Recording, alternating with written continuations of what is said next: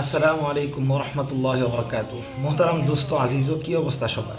আমরা সবাই জানি যে এখন সেই বরকতময় মাস চলতেছে, যেই মাসে আমাদের দিল কা টুকরা আঁখো কা নূর, যার জন্য আমাদের জীবন মরণ সব কিছু উৎসর্গ, আমাদের সেই প্রিয় নবীজি হজরতে মুহাম্মদুর রাসূলুল্লাহ সাল্লাল্লাহু আলাইহি ওয়াসাল্লাম।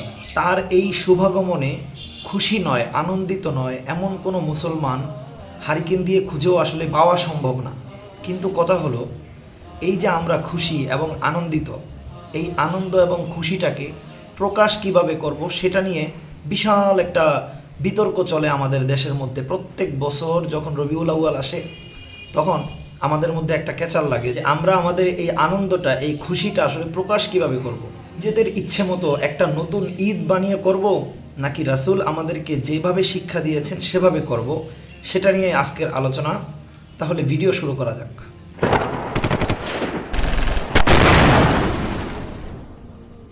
ঈদে মিলাদুন্নবী সম্পর্কে যদি আমরা আলোচনা করতে যাই, তাহলে সেই আলোচনাটা অনেক বেশি লম্বা হবে। সেই জন্য এটাকে আমরা কয়েকটা পর্বে ভাগ করে আনব। আজকের পর্বে আমরা একদম আলোচনার শুরু থেকে আমাদের পক্ষে কি কি প্রমাণ আছে, কি কি যুক্তি আছে, কেন আমরা ঈদে মিলাদুন্নবী পালন করি না, আমরা এটাকে বিশ্বাস করি না, স্বীকৃতি দেই না, এর কারণটা আমরা এই ভিডিওতে আলোচনা করব।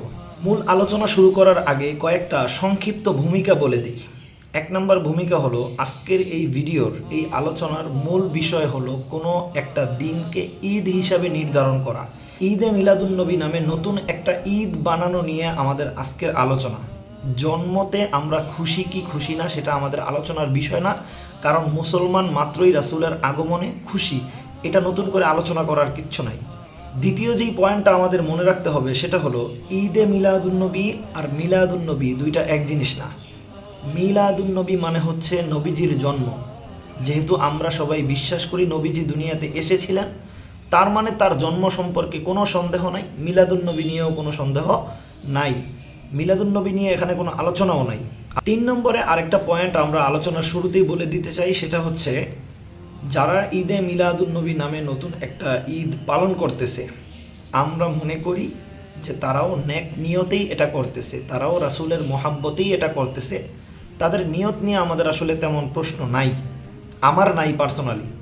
আবার আমরা যারা ঈদে মিলাদুন্নবীকে অস্বীকার করতেছি, আমরাও রাসূলের মহাব্বতের কারণেই অস্বীকার করতেছি। তাদের মহাব্বতটা তারা প্রকাশ করতে চায় নিজেদের মতো করে একটা ঈদের দিন বানিয়ে, আর আমরা আমাদের মহাব্বতটা প্রকাশ করতে চাই রাসূল যেভাবে শিখায় গেছেন সেটাকে ধরে রাখার মাধ্যমে। পার্থক্যটা এইটুকুই। এবার আমরা একে একে দেখে নেব যে আমরা কেন ঈদে মিলাদুন্নবী নামে কোনো দিনকে আমরা স্বীকার করি না। এই বিষয়ে কেন করি না তার কারণগুলো আমরা একটু দেখে নিই। আমরা যারা ঈদে মিলাদুন্নবীকে বিশ্বাস করি না, এমন কোনো নতুন ঈদকে স্বীকার করি না, স্বীকৃতি দেই না, আমাদের এই স্বীকৃতি না দেওয়ার পিছনে প্রথম কারণ হচ্ছে, কোরআনের মধ্যে, আল্লাহ তাআলার কালামের মধ্যে এমন কোনো ঈদের কোনো অস্তিত্ব নেই। কারণ নাম্বার 2, যেহেতু কোরআনের মধ্যে এই ঈদের অস্তিত্ব নেই, সুতরাং এখন আমরা দেখব রাসূলের হাদিসের মধ্যে এই ধরনের কোনো ঈদের অস্তিত্ব আছে কিনা। এখন আমরা যদি রাসূলের জীবনের সকল হাদিসকে, যেগুলো পাওয়া যায় সকল হাদিসকে যদি আমরা যাচাই করি, তাহলে আমরা দেখি যে কোনো গ্রহণযোগ্য হাদিসের মধ্যে এই নামের কোনো ধরনের ঈদের উল্লেখ কোথাও নাই। কারণ নাম্বার 3, যেহেতু কোরআনেও নাই, হাদিসেও নাই, এখন আমাদের দেখার বিষয় হলো খায়রুল কুরুনের কোনো সময়, কোনো একটা ইতিহাসের ভিতরে, কোনো একটা আসারের ভিতরে এই ধরনের ঈদের উল্লেখ আছে কিনা। কিন্তু আমরা দেখি গ্রহণযোগ্য কোনো আসারের মধ্যেও এই ধরনের কোনো ঈদের উল্লেখ নাই। কারণ নাম্বার 4, যেহেতু কোরআনেও নাই, হাদিসেও নাই, খায়রুল কুরুনেও নাই, এখন আমরা দেখব যে মুতাকাদ্দিমিনদের যুগে, অর্থাৎ ইসলামের প্রথম যুগে লিখিত যে সকল কিতাব আছে, এই ধরনের কোনো কিতাবের মধ্যে এই ধরনের কোনো ঈদের উল্লেখ আছে কিনা। আপনারা যদি চারো মাযহাবের, 4টা মাযহাবেরই একদম শুরুর দিকের যেই কিতাবগুলো, ফিকহের কিতাবগুলো আপনারা যদি দেখেন, তাহলে দেখবেন কোনো কিতাবের মধ্যে ঈদে মিলাদুন্নবী নামে কোনো ঈদের উল্লেখ নাই। প্রত্যেকটা কিতাবের মধ্যে শুধুমাত্র 2টা ঈদের কথাই উল্লেখ আছে, ঈদুল ফিতর, ঈদুল আজহা। এর বাইরে কোনো ঈদের কথা কোনো কদিম ফিকহের কিতাবেও উল্লেখ নেই। কারণ নাম্বার 5, আমরা যারা ঈদে মিলাদুন্নবী নামে কোনো ঈদকে স্বীকার করি না, আমরা এই বিষয়টাকে মনে প্রাণে বিশ্বাস করি কোনো দিনকে ঈদ বানানোর অধিকার, ঈদ হিসাবে ঘোষণা করার অধিকার এবং ইসলামের মধ্যে ঈদ হিসাবে সামিল করার অধিকার কোনো সাধারণ মানুষের নাই, কোনো সাধারণ মুসলমানের নাই, এটা থাকতে পারে না। আজকে আমাদের যে সকল ভাইয়েরা যুক্তি দিয়ে বলতেছে ঈদ মানে আনন্দ, সুতরাং রাসূলের জন্মে যেহেতু আমরা সবাই আনন্দিত, সুতরাং এই দিনটাকে ঈদ বলাই যায়, এইভাবে আনন্দ হিসাবে যদি ঈদ বাড়ানো হয়, ঈদ যে মন চায় সে ঘোষণা করতে পারে, নিজের মতো করে ঈদ বানায় নিতে পারে, তাহলে আপনি চিন্তা করে দেখেন আপনার আমার জীবনে ঠিক কতগুলো আনন্দের দিন ছিল। প্রত্যেকটা দিনকে যদি আমরা ঈদের দিন হিসাবে ঘোষণা করতে থাকি, প্রত্যেকটা দিনকে যদি আমরা ইসলামের মধ্যে ঈদ হিসাবে ঢুকাইতে থাকি, এখন যদি আপনাকে জিজ্ঞেস করা হয় ইসলামের মধ্যে ঈদ কয়টা, আপনি কি বলবেন? যার জীবনে আনন্দের দিন 10টা সে বলবে 10টা, যার জীবনে আনন্দের দিন 20টা সে বলবে 20টা। তার মানে ঈদের নির্দিষ্টতা এবং যে সার্বজনীনতা আছে পুরো জিনিসটাই নষ্ট হয়ে যাবে। এই জন্য আমরা মনে করি আল্লাহ এবং আল্লাহর রসুল যেই দুইটা দিনকে ঈদ হিসাবে ঘোষণা করছেন সেই দুইটাই ঈদ, এর বাইরে কোনো ঈদ নাই এবং কোনো ঈদ ঢুকানোর শক্তিও কারো নাই, অধিকারও কারো নাই। কারণ নাম্বার 6, এই যে ঈদে মিলাদুন্নবী, এই ঈদে মিলাদুন্নবীর মূল ভিত্তি হলো রাসূল সাল্লাল্লাহু আলাইহি ওয়াসাল্লামের জন্মের তারিখ। এখন এই ব্যাপারে আমাদের প্রথম কথা হচ্ছে যে এই যে দিবস ভিত্তিক, তারিখ ভিত্তিক যেই জন্মদিন পালনের প্রথাটা, এটা আসলে ইসলামের প্রথাই না, এটা ইসলামের সংস্কৃতিই না। ইসলামী সংস্কৃতির বেস বলতে যে জিনিসগুলোকে ধরা হয়, কোরআন, তারপর হাদিস, তারপরে সাহাবায়ে কেরামের জমানা, তাবেঈনের জমানা, এই ধরনের মূল বেসিক কোনো জমানাতেই জন্মদিন পালন করার কোনো রীতি ইসলামে ছিল না। তাহলে এই রীতিটা আসলো কোত্থেকে? এই প্রশ্নের উত্তরে আমরা খুব সহজে বলতে পারি যে এই সংস্কৃতি এটা খ্রিস্টানদের সংস্কৃতি। খ্রিস্টানরা প্রতি বছর একটা নির্দিষ্ট দিনে যিশু খ্রিস্টের, অর্থাৎ আমাদের বর্ণিত হযরতে ঈসা আলাইহিস সালামের কথিত জন্মদিন তারা পালন করে থাকে, তারিখ ভিত্তিক জন্মদিন। আর তাদের অনুকরণে এইভাবে তারিখ ভিত্তিক জন্মদিন পালন করার একটা রীতি ইসলামের মধ্যে ঢুকানোর একটা প্রচেষ্টা করা হয়েছে, যেই জিনিসটার ভিত্তি ইসলামের মধ্যেই নাই, বরং সেটা বিধর্মীদের অনুকরণে করা। ওই দিনটার উপর ভিত্তি করে কোনো একটা ঈদকে আমরা কিভাবে স্বীকৃতি দিই? দ্বিতীয় কথা হচ্ছে, আপনি যে রাসূল সাল্লাল্লাহু আলাইহি ওয়াসাল্লামের জন্মের তারিখ নিয়ে একটা ঈদ বানাইতে চাইতেছেন, কিন্তু রাসূলুল্লাহ সাল্লাল্লাহু আলাইহি ওয়াসাল্লামের উলাদাতের জন্ম তারিখই তো ঠিক নাই, এটার ভিতরে তো বিশাল ইখতিলাফ। আপনি যে সোজা কথায় বলে ফেলতেছেন যে 12ই রবিউল আউয়াল, অথচ ঐতিহাসিকদের ভিতরে যদি আমরা তাকাই 12ই রবিউল আউয়াল এটা সর্বাধিক গ্রহণযোগ্য মতও না। হ্যাঁ, এটা প্রসিদ্ধ, কিন্তু এটা সর্বাধিক গ্রহণযোগ্য মতও না। এই বিষয়টাকে আরেকটু খোলাসা করে বলি, রাসূলুল্লাহ সাল্লাল্লাহু আলাইহি ওয়াসাল্লামের জন্মের ব্যাপারে দুইটা জিনিস মোটামুটি বলা যায় সর্বসম্মত। একটা হচ্ছে রাসূল সাল্লাল্লাহু আলাইহি ওয়াসাল্লামের জন্মের মাস ছিল রবিউল আউয়াল। 2 নম্বর, রাসূল সাল্লাল্লাহু আলাইহি ওয়াসাল্লামের জন্মের বার ছিল সোমবার।